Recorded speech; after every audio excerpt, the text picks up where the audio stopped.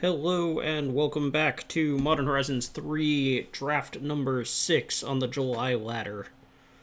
Ranked ladder. We are currently in Platinum 3, coming off the back of a 6 and 3 Rakdos Affinity deck.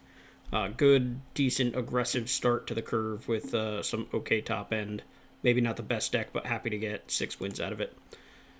Okay, so opening up this pack. We got to this one quick, weren't waiting on anybody.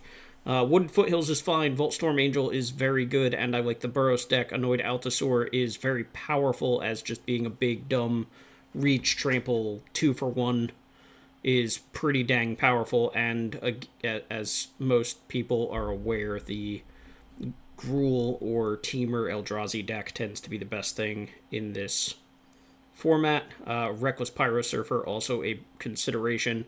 But yeah, we're just going to grab this Voltstorm Angel. Here's a second Pyrosurfer, which is very nice. We also don't really see any other white cards, unfortunately. The Wither and Bloom is also a consideration, but I'm pretty happy to take this Pyrosurfer and just see if we can muscle our way into the Boros Energy deck. Staying on that path, we have Thraben Charm or Nyxborn Unicorn here. The nothing really notable in this pack besides the Breathe Your Last, which, as we've seen and shown in previous videos, the black cards tend to be underdrafted, as black is one of the weaker colors in this format. So Breathe Your Last is an individually pretty good card, but at the end of the day, it's Hero's Downfall in a format that's pretty powerful. So yeah, as good as it is, it's still kind of medium given some of the other things you can be doing. I think, yeah, I'm pretty in on the versatility of Thraben Charm over the Unicorn. Here we have the Monk or the Hexgold Slith with backup plan of Skoa and Thriving Skyclaw. I definitely like the Hexgold Slith. It's very important to come out aggressively in the Boros deck.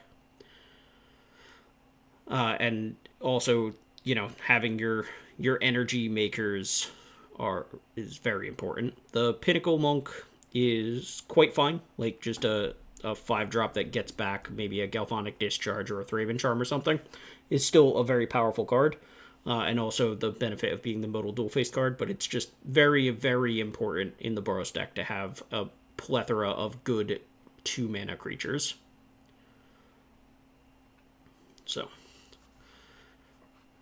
Pinnacle Monk maybe putting in a little bit more work in like an Izzet deck or a Jeskai deck. Alright, waiting on the next pack here. Impatiently moving the mouse around. Give me cards, player. Alright, so this pack's not very exciting. There is another Wither and Bloom that's a little late, and it is certainly worth noticing that it's there just in case we want to come off of this Reckless Pyrosurfer. I was going to say there's also a Nyxborn Unicorn, which is fine, and the Guardian, the 4-mana 4/4 that manifests if a modified creature dies. I'm not a big fan of the Guardian. The Nyxborn Unicorn is fine, but they kind of come around the table. As you can see, there's another one coming around here in this pack. And I do find myself getting trapped in this black cards keep coming around the table thing. And, because I see good removal wheeling, I find myself gravitating towards getting into black decks sometimes. That said, with this one at least, it's not like I'm giving up a bunch of my first picks, and we're getting rewarded here with Warren Soul Trader, but that is a Conduit Goblin as well.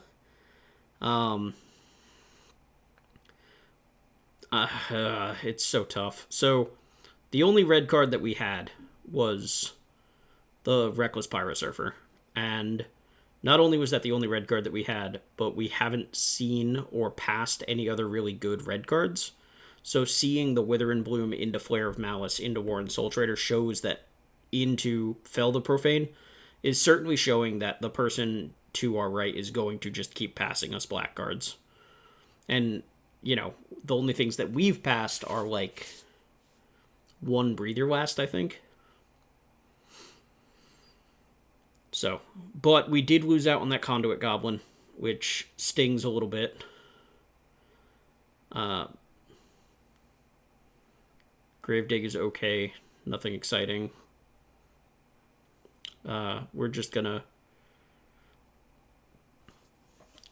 grab the Gravedigg and see if it comes up.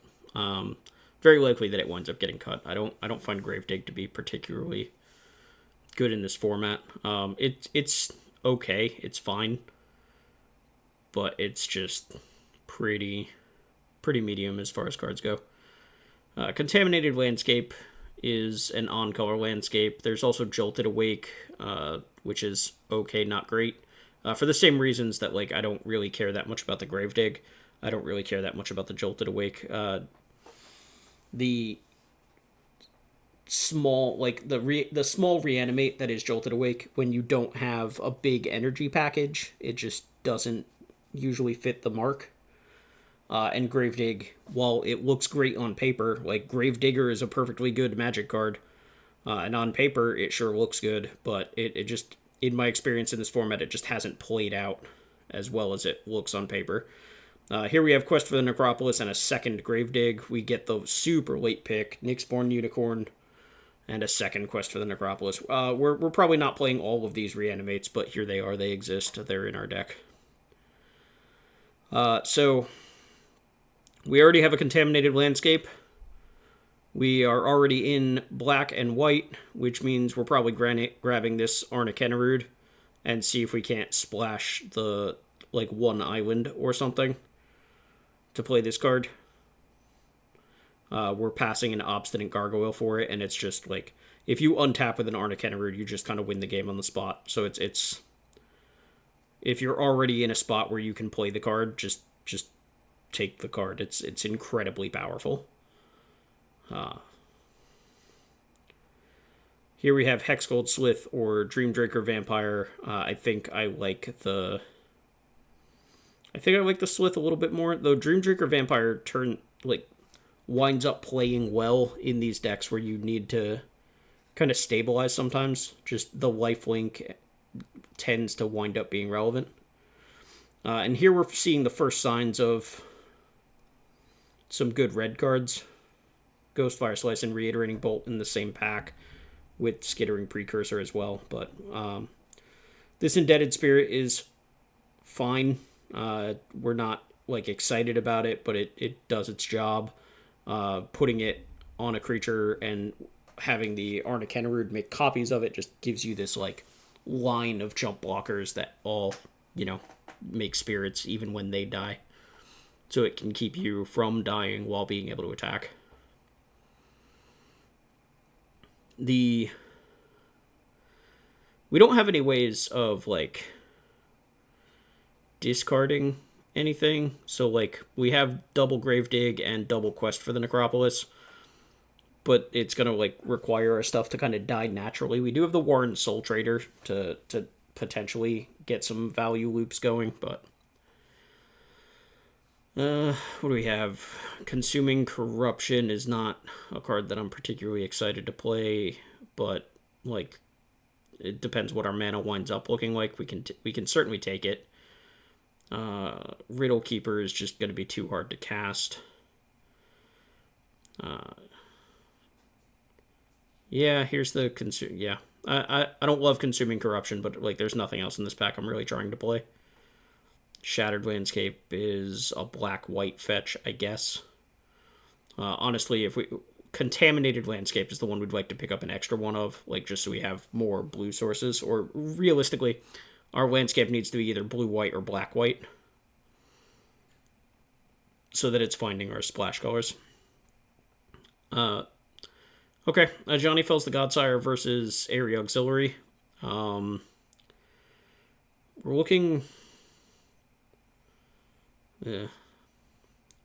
a little creature light so far. I would like to pick up this Area Auxiliary. Johnny Fells the Godsire is a good card that has felt a little underwhelming, at least some amount of the time that I've drawn it in previous games. We also have the Kenarud to consider. with the area auxiliary and being able to double up on counters. We need to get counters there in the first place. And area auxiliary is certainly a good enabler at letting us do that. Dog Umbra. Dog Umbra's fine. Dog Umbra kind of fills that role of being removal or a combat trick to keep your thing alive. It also amusingly can get doubled up just so you have multiple totem armors. Not that that's a thing that you should necessarily be pushing for, but it's certainly fine. This pack kind of stinks. Scurrilous Sentry is the only playable card, and I'm not really looking for...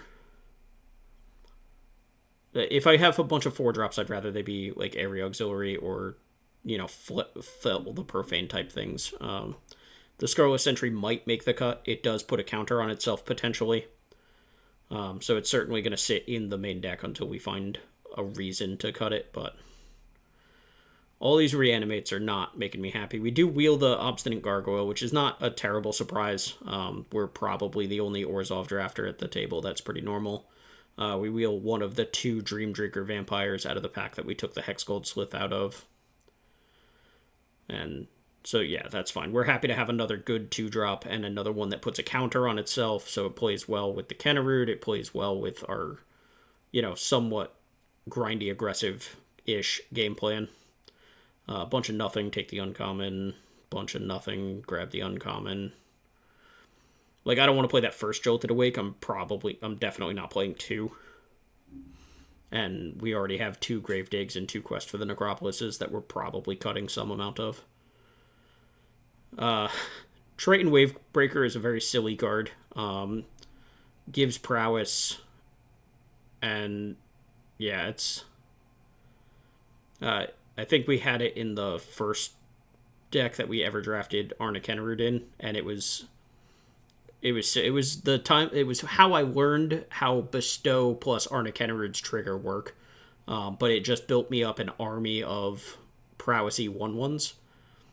We grabbed another area auxiliary, and here we have a Chthonian Nightmare getting passed to us in pack 3, so super duper happy to have that. That'll let us grind out some extra value, being able to get multiple triggers off of like our area auxiliary or similar. We have the Ward Soul Trader to potentially sacrifice stuff. Essence Reliquary, another way to get extra value out of like our area auxiliaries. We can reset the persist counter on Obstinate Gargoyle. Just be able to bounce the Chthonian Nightmare to get more energy so that we can do what we got to do, move the Dog Umbra around potentially. Like, I like Essence Reliquary quite a bit. 2 choices for the modal dual-faced cards. When in doubt, take the cheaper one. So here, like, I think we're not splashing green, so I think it's better to take the 1-mana one. Indestructible and a +1/+1 counter for 1 mana at instant speed. I think it's worth more than a big buff for 3 mana. Though, obviously, Strength is better to copy with Arna Kennerud, and it looks like I changed my mind last second and took the Strength. I think I would have preferred the 1-drop, but that's okay. Here's a 3rd area auxiliary. Notably, we did just see a pick 5 Amped Raptor, which obviously is not where we're at and not what we're doing, but is certainly a powerful card that a little surprising to see go 5 picks late, though it is pack 3, so depending on how the table shook out.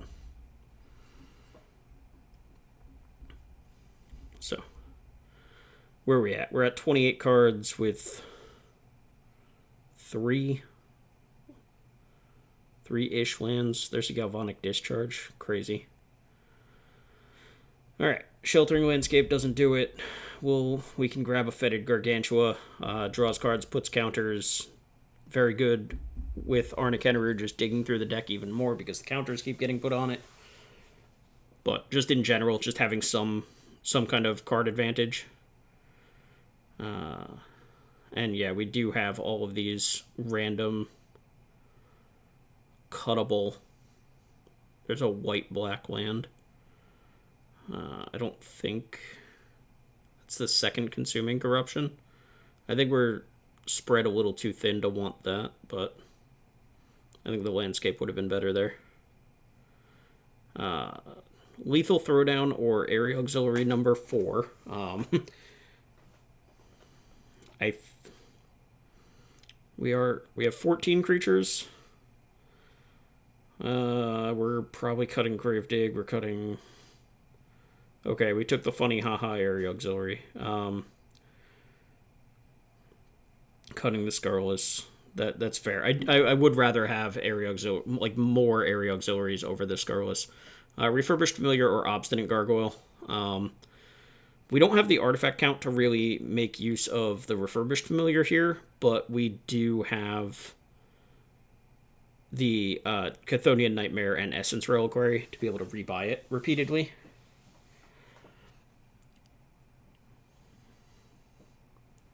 It is, like, on its face, a better card, I think, than the Obstinate Gargoyle, but that's okay. A bunch of trash to fill out the last picks. One of the trash, quote-unquote, was a Cranial Ram, which, man, the Affinity deck gets no love in this format, but when the deck comes together, it's very, very powerful. So, weirdly, Draftsmith over here saying that we should be playing Orzhov or Mardu, but no love over there for Arna Kennerud, which is a little interesting to me. I think, I don't know if Draftsmith undervalues the card or if I overvalue it potentially, but we're definitely going to play this Arna Kennerud. We're a little light on blue sources, so it's probably going to be the only blue card in the deck. We have the one landscape. We'll probably play 1 or 2 islands for the 1 card. And we're probably... I would like to get that Essence Reliquary back in the deck. I think at least one of these Consuming Corruptions can come out.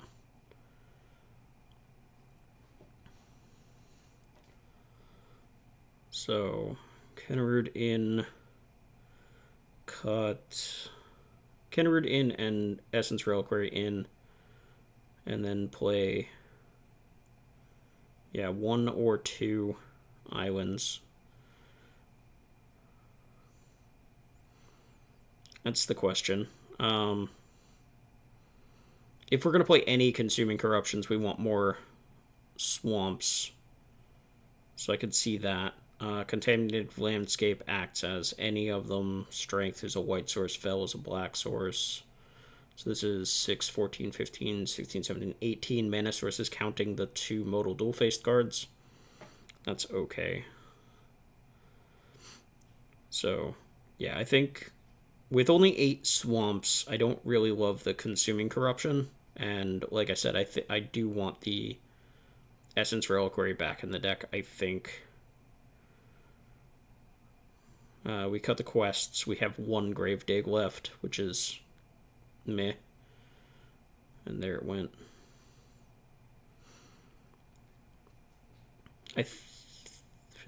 How much removal do we actually have? Dog Umbra, Thraben Charm, Wither and Bloom, that's 3.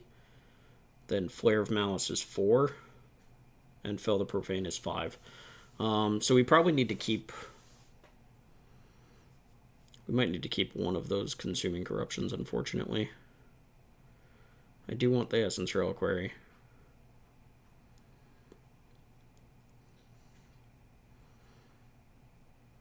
I'm not sure.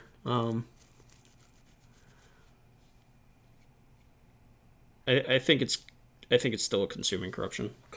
One of the 2 Consuming Corruptions, and just accept that the one that's in the deck is going to be kind of medium. Chthonian Nightmare is okay. Removal-ish. Value. Creatures. Removal. Yup. Okay. And then we have the Fell the Profane as well as removal. So 2 value engines in the Essence Reliquary and the Chthonian Nightmare, and then a decent amount of removal, of which the Consuming Corruption is probably the weakest.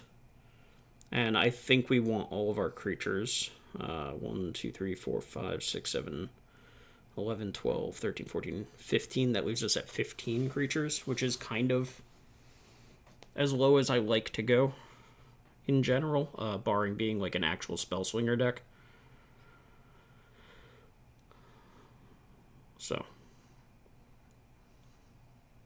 yeah, it's got to be a Consuming Corruption. And then, honestly, do I want the other Consuming Corruption or do I want the Gravedigg back is honestly a real question with only 8 swamps. But I think it'll be okay. So here we go. On to game number 1. Hopefully this Consuming Corruption isn't too bad. Okay, well, we have several turns to find a white source before it's relevant. We have the Consuming Corruption to pick off something early to make sure that we're not just getting run over by like a Burrow deck. And we have a Chthonian Nightmare to at least generate some energy. We'll see how it goes. Playing out the Chthonian Nightmare right away isn't like ideal. Oh, good. That needs to die. Good thing we have the Consuming Corruption. F that cat. Ocelot Pride needs to die. Ladies and gentlemen at home, kill Ocelot Pride. It will kill you if you don't. Alright, we found a land. Step 1.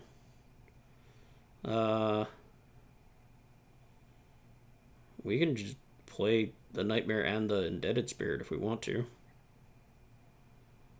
Yeah, it has Afterlife. We can even get it back and just block with it kind of forever. So, obviously we would like to draw a couple more lands here so that we can get our Area Auxiliary and Angel and whatnot going.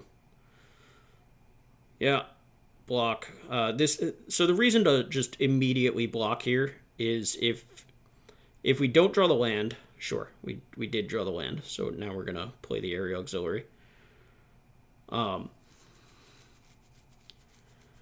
We can attack for 1. Okay, we can attack for 2. I was going to say we could attack for 1, then sacrifice the spirit to get back the indebted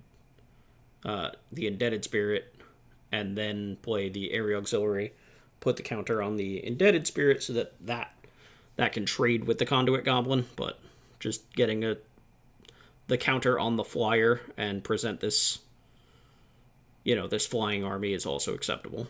So opponent using a Razorgrass Ambush on our token, which is fine. And they have a Galvanic Discharge as well, so yeah, there you go. They have cleared our stuff.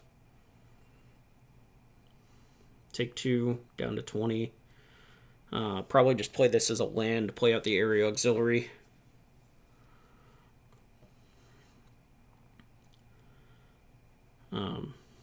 So if we wanted to here, yeah, I don't think we do, but if we wanted to here, we could sacrifice the Area Auxiliary to get back the Indebted Spirit. And then set up where we can sacrifice the Indebted Spirit to get back the Area Auxiliary, which will then put a counter onto the spirit that is made. But that all is a bunch of work that we don't necessarily need to do. Alright, drawing the land here is like a little annoying, but okay. It makes us wish, obviously, that we still had our strength in hand, but it is what it is. Voltstorm Angel, powerful card, gets us extra energy. We'll play it. We can now flip this Area Auxiliary into the other Area Auxiliary and give it like pseudo vigilance while putting a +1/+1 counter on our Voltstorm Angel as well. And then, yeah, like if our opponent is very clearly on a Burrow deck, so we're not exactly worried about discard. Alright, we have a bunch of flying stuff. We have a Chthonian Nightmare. This game feels pretty close to over, right?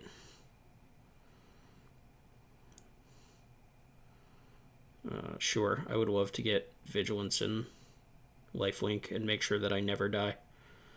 Mentor there. Yup. 11 in, gain 7. We're at 27. Here's a Chthonian Nightmare sitting in play waiting. Yeah. Opponent drew maybe one more land than they would prefer. 6 lands in a Burrow stack, but this feels pretty good.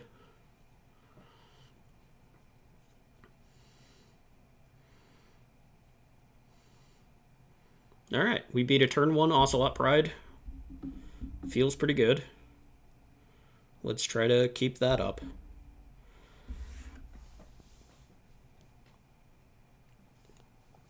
Alright, game 2.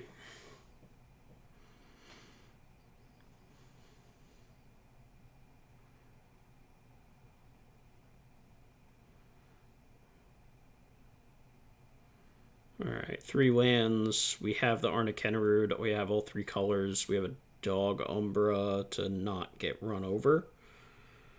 Okay, that creature definitely makes me feel a little bit better.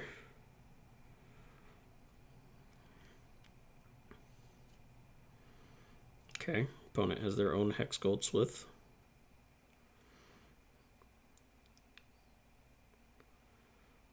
So we fetch the island here. And then we play... Yeah, especially after drawing the Nightmare, I think? Yeah. Just get our Slith down. We need at least one more land, realistically. So we have 2 draw steps to find another land. They'll likely burn their energy here to first strike. Yeah, they do. So we're okay with that. We do have a Dog Umbra for our opponent if the Slith does start getting out of hand.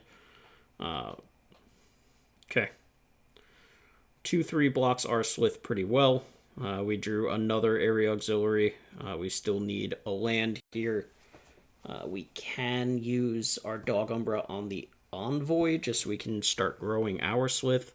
But we're not really racing here due to the lifelink that the opposing Hex Goldsmith is going to have. So, also the weird tension between Dog Umbra and Flare of Malice is forever awkward, but that's okay.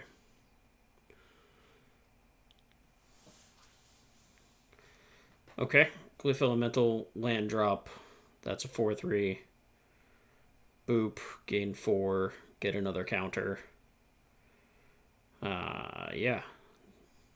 And they have a kill spell for my Slith, which is less than ideal. Okay, we missed the land drop. That's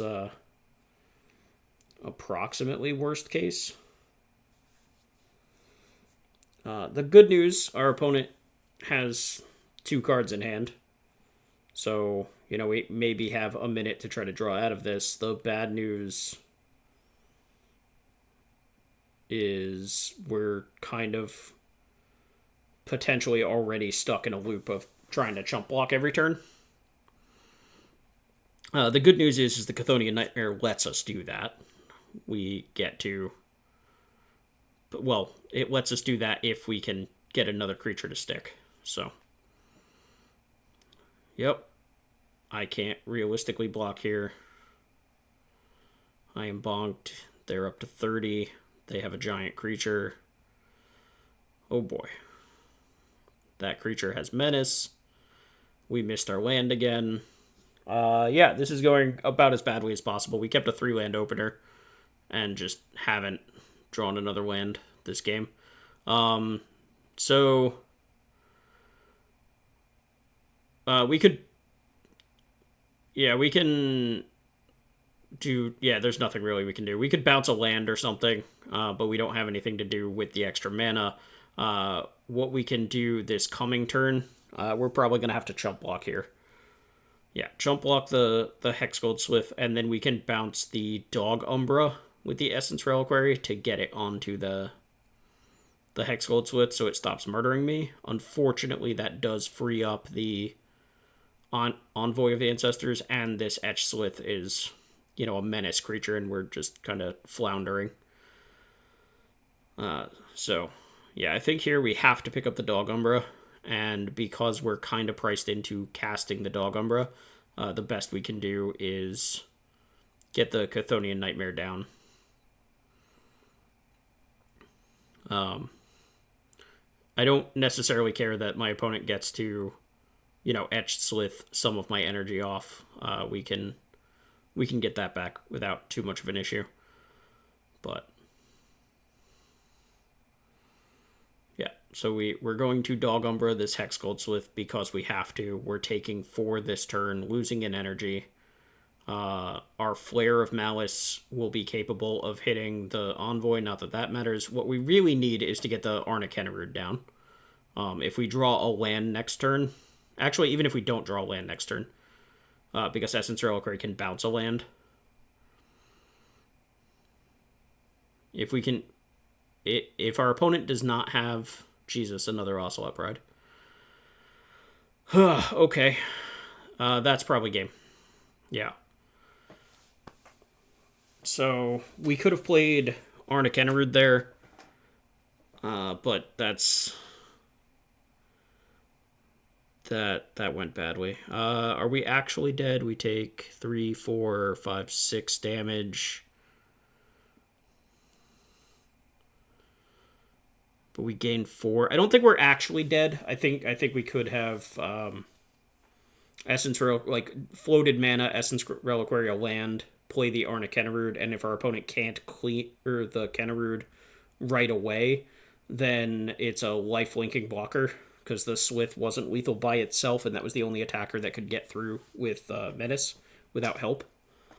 So I think that I had one more turn there for the Arna Kennerud to potentially try to take that game back over, though I was not in a good spot, let's just say.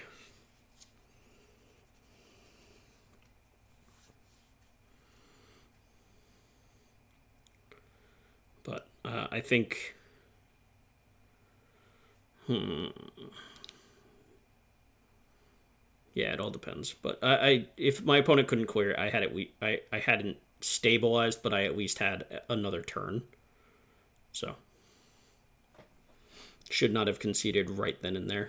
Should have gone one more turn, but that's okay.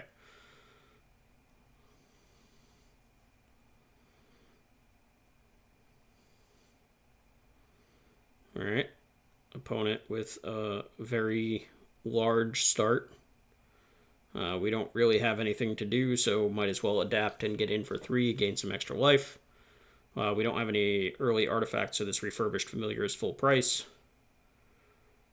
Petrifying Meddler, my guy. He is locked down. Here's a bird, please discard. Come on, Pigeon, do your job. Pigeon not very good at attacking through 4/5s with reach, notably, but that's okay. Alright, draw a bunch. You got it.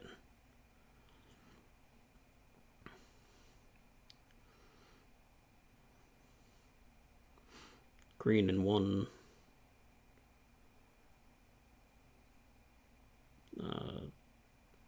Could be a Basking Root Walla they're targeting, though. Yeah, okay. Alright.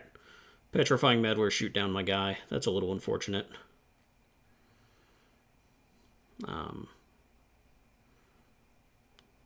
They attacking here? Probably attacking, right? 4/5 gets in for free. I don't have any blocks. Yeah. Trading 4 damage for 2 damage. Like, it can only go so badly for them, right?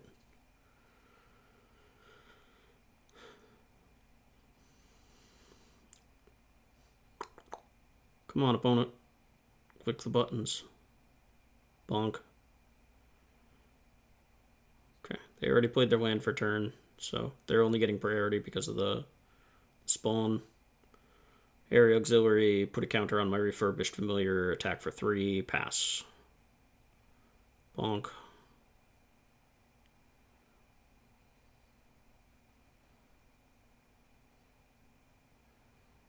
There we go.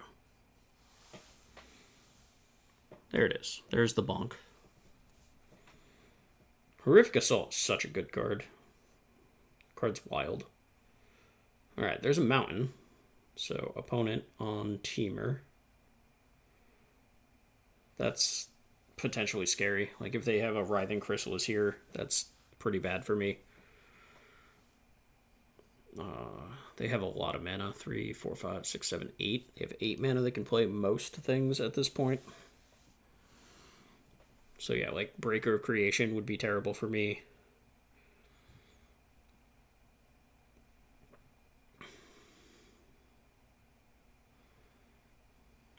Opponent slow playing is terrible for me because boredom. But is what it is. They have 4 cards in hand. They have 8 mana. They have a lot to consider. There's many things that could happen given the amount of mana and cards that my opponent has at their disposal. I am hoping that they just attack for 4 and I can play another Area Auxiliary and a land and have a Wither and Bloom up. Alright. Eldrazi Ravager is not good for me, but could be worse.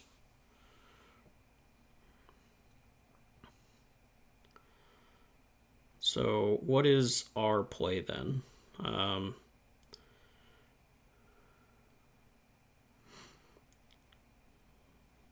Depending on what we draw, but at least for the moment. Okay, land doesn't do much, but it's pretty whatever. So Area Auxiliary, counter on both of our flyers. We can attack for 8. And then what? If we use this Wither and Bloom, we can either trade with the Eldrazi Ravager or we can try to just eat the Petrifying Meddler with the Wither and Bloom. The Ravager has Annihilator 1, so we can just sacrifice a Plains. We have a backup in our hand anyway. And that leaves us lethal in the air.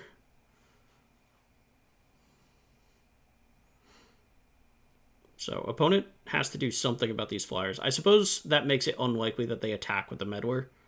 So they only attack with the Ravager at that point. But if that's true, then what? They block the 5. Yeah, they would have to block the 5/5, so... Alright, so depending on what opponent does, if all they do is attack with the Ravager, we sacrifice the Plains, we take 6. Okay, that is not just attacking with the Ravager. That's actually probably... that might be... Okay, so are we dead? We're not dead. We take 10, we still sacrifice a Plains. And then... Okay, they attacked with their Reach guy, so we still have Area Auxiliary pump our team, attack for 10. With Wither and Bloom still up, but I don't know if that matters. They did leave mana up, right? Like, they left up... They didn't tap out for that Kozilek's command, so they have something, theoretically. Blue-red?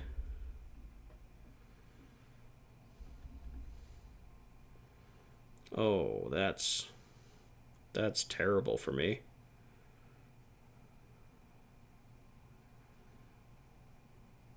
Okay. Yeah, that's real bad for me. Okay. That's real unfortunate. Obviously, they had something. They had to have had something, or their line didn't make any sense. Because, yeah, like they're dead to a lot of things if they just let me untap with a bunch of flyers. But okay, so can I actually attack at this point? So we're at shrink that, block that, take 3. All right. So, okay, we're still not... We can still set up a 2-turn lethal here. depending on what our opponent has. So we put a counter here. We attack for 5. And then we have Chump Block Ravager with Area Auxiliary, Wither and Bloom. We can either kill the Battle Mage or just shrink the Meddler. It's kind of irrelevant. And then try to kill them next turn with the Refurbished Familiar. They have 2 cards in hand. We go to 1. Okay. So we're going to sacrifice the tapped swamp, I guess, or the plains. It doesn't really matter. Okay, so we know we're chumping.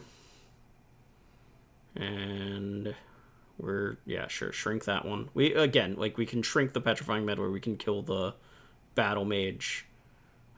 Shrinking the Meddler leaves us at 2, where killing the Battle Mage leaves us at 1, which is more or less irrelevant. Okay, they cycle their Lurker. That's the last card. They're dead on board. And they find the answer. And that's very sad for us. Alright.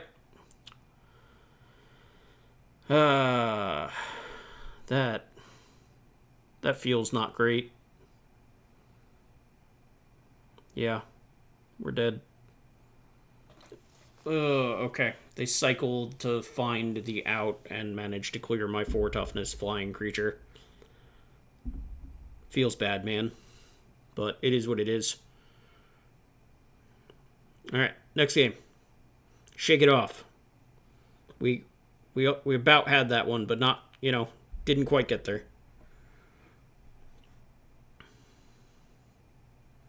Shake it off, shake it off, shake it off. It's okay. Everything's fine. Just always feels bad to get top decked out of a game, right? We've all felt that at some point. We knew our opponent was top decking. We watched them cycle the last card in their hand, and finding it out to a 4 toughness flying creature is not the most common. But it is what it is. We have a good curve here. We have 2 into 3 into 4. This is a pretty good curve. We're pretty happy about this. So let's try to make this work. Opponent has nothing on 1 or 2 or 3, which feels weird, but okay. Decline. Yep. Boop. Okay. Play our guy. And now we have Area Auxiliary, and we have Nightmare to potentially loop some stuff. Opponent off to a very slow start. Okay. Okay. We're in for 8 here.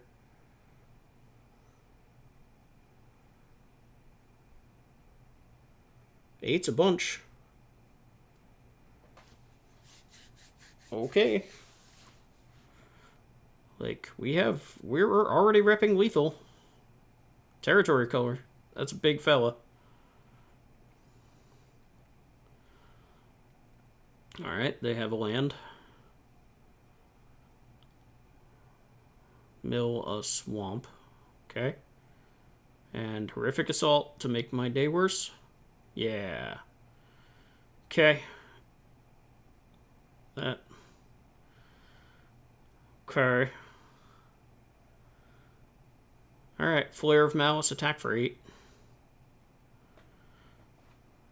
We still have Wither and Bloom and Chthonian Nightmare. Like, this is still a pretty good spot for us. Still not paying this energy. We can still give First Strike. So now, even if they have like some big dumb 6 toughness creature, we can First Strike and make sure that we get through in combat. 1, 2, 3, 4, 5, 6. So like the worst thing is like Land Warp Tusker, as far as like the Hexgold Slith is concerned. Everything, I guess the Drowned whatever as well as the 7/7. Okay. Alright. Shoot down my guy. You got it. Writhing Chrysalis. You got it. So. Alright. Yeah, we attack here. They are theoretically going to block. They are going to sacrifice one of their things. We are going to Wither and Bloom. Well, we see if they want to sacrifice the other one. They don't, and they shouldn't, and that's fine. Okay. Writhing Crystal is down. They have one idiot left. We're just going to play this Unicorn. Alternatively, we can just play the Chthonian Nightmare, but I don't think that matters. I think like just getting another body down, I think, is the best thing. Okay, guess not.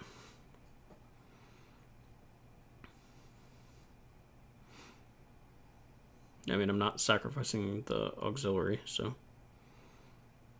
I think just getting the Unicorn down would have been better. Just have a second attacking creature, potentially. Second territory color with a landscape up so they can... Okay. Trigger the color. Last card in hand. Draw another large monster. Crack a landscape. Okay. Draw a worm. Okay. All right, game. This is just how my day is gonna be.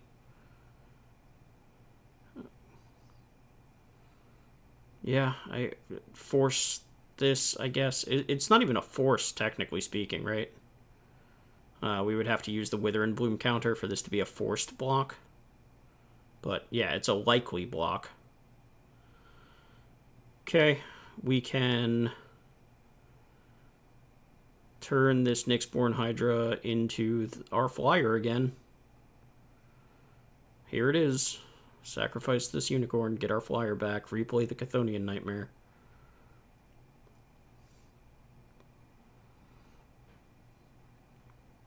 So, we're going to try to grind through this, but we need for our opponent to stop hitting.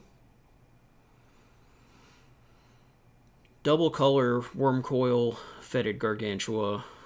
Lots of 5s. Which I guess explains the slow start.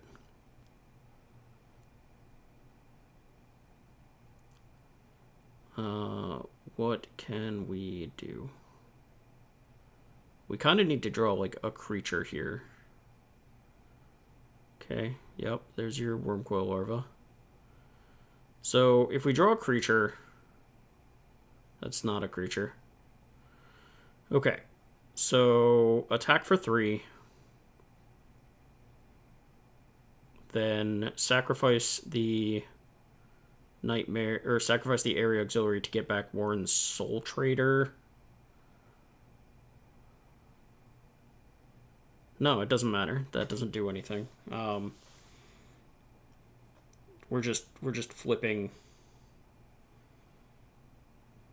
If I drew a creature there, we could get back the Warren Soul Trader and have a creature to blank the... to potentially blank the lifelink here. So we're just kind of like sitting here. Okay. Alright. That's not the worst thing in the world. That potentially lets us race. We put the counter here.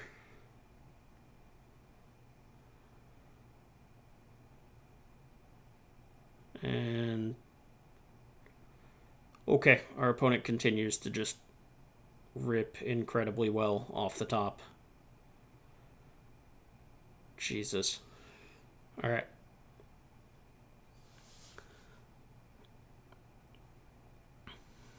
This is very frustrating. Sorry, I'm a little down on this. This is like we had this game pretty well locked up and our opponent just went territory color into double hit into Pyretic Rebirth off the top to rebuy a territory color, and we're hitting lands so that we can't even Chthonian Nightmare, so just feels super duper bad. But it is what it is. This is how Magic goes sometimes. Coming off the back of that last game, though, this one feels pretty awful. So what can we do? We can Hexgold Slith, which gets us some energy. We can flip the Slith into an Area Auxiliary get a counter on the Kennerud replay, turn the area auxiliary back into a Slith, replay, turn the Slith back into... We can potentially get back... We can potentially make it so that this Arna Kennerud can attack over the top of this territory color, like just be an 8/8. So here's a +1/+1 counter.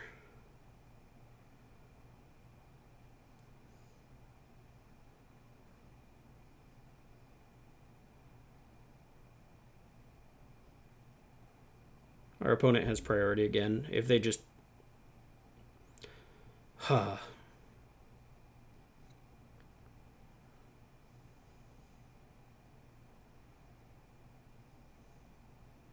Jesus Christ. Okay. Alright. Sure. Whatever you say, boss.